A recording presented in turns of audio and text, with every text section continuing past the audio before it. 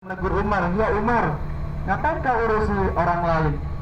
Urus saja adikmu sendiri, urus keluargamu sendiri. Karena mereka sudah memeluk Islam saat itu. Maka Umar pun kaget, kemudian mendatangi rumah adiknya dan ternyata sedang membaca Al-Quran.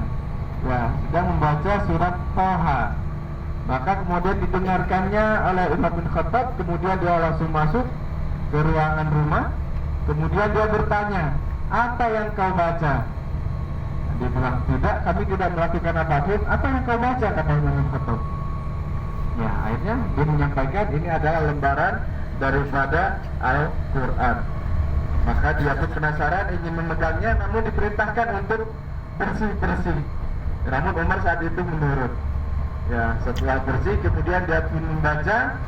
Dan ini bukan sembarangan. Jadi Bapak Ibu tamu-tamu yang dimuliakan Allah Subhanahu wa taala, Al-Quran diturunkan ya di zaman jahiliyah saat itu, karena saat itu orang yang bisa menyusun kalimat secara luar biasa, pemaknaan maupun balaghah maupun majaz dan lain sebagainya, itu menjadi orang yang dianggap paling hebat.